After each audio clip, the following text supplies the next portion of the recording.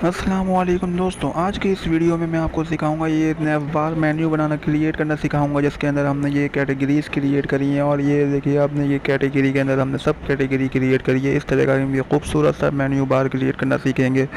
तो चलिए, आपको मैं दो कोड की तरफ ले चलता हूँ। आपको मैं कोड सिखाता हूँ कि किस तरीके से हमने इसको क्रिएट किया है। तो नीचे आ जाते हैं। सब में आप पहले हम इसकी HTML क्रिएट करेंगे। तो ये देखिए, आपने ये HTML के अंदर हमने क्या किया है, डिफ क्लास हमने यूज़ करी है डॉट मेन्यू की हमने क्लास ली है। मेन्यू की क्लास के अंदर हमने अनऑर्डर लिस्ट क्रिएट करी है। अनऑर्डर लिस्ट के अंदर हमने क्या किया है, लिस्ट के अंदर हमने होम क्रिएट किया है। ये हमारा फर्स्ट मेन्यू हो गया। उसके बाद हमने लिस्ट क्रिएट करी है दोबारा सर्विसेज की।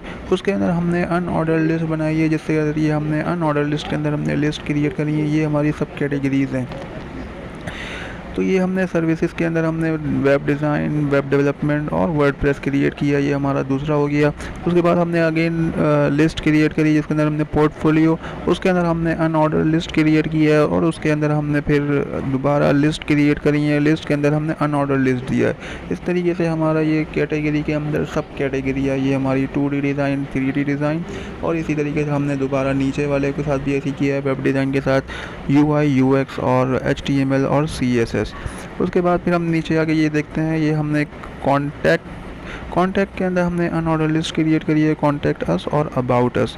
इस तरीके से ये हमारा HTML का स्ट्रक्चर क्रिएट हुआ है, जिसके ज़रिए आप ये देख सकते हैं हमारा ये खूबसूरत सा पेज क्रिएट होकर आपके सामने आ रहा है, ये HTML के ज़रिए।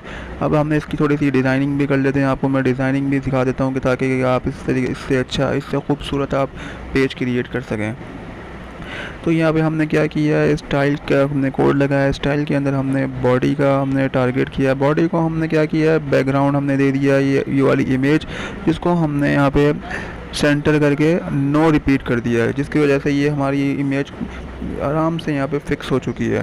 फिर हमने बैकग्राउंड का साइज़ दे दिया, हमने कवर और हाइट दे दी 100 व्यू हाइट और पैडिंग 20 पिक्सल। तो ये देखिए आप, जिसके ज़रिए हमारा ये एक फिक्स हो चुका है।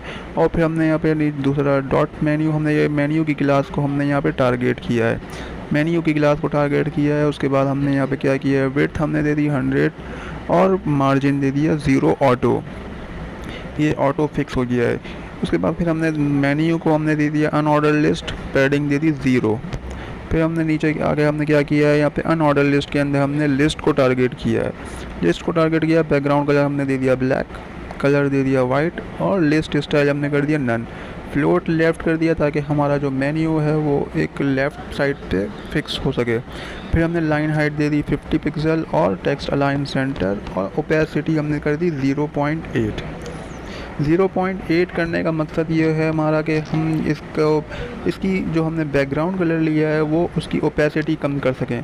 जैसा कि आप ये मेन्यू के अंदर आप देख रहे हैं, इसकी ओपेसिटी कम हो गई, जिसकी वजह से बैकग्राउंड की इमेज इसमें क्लियरली नज़र आ रही है, जिसकी वजह से ये हमें और अच्छा लुक दे रही है।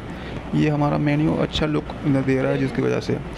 चलिए अब आगे चलते हैं, आपको मैं दिखाता हूँ अनऑर्डर लिस्ट। हमने यहाँ पे इसको टारगेट किया है, जिसको हमने कर दिया डिस्प्ले नन।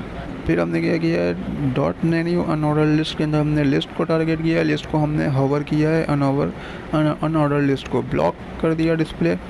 फिर हमने क्या किया है, अनऑर्डर लिस्ट को हमने यहाँ पे होवर किया है, जिसको हमने बैकग्राउंड कलर दे दिया ग्रीन और ओपेसिटी 0.6।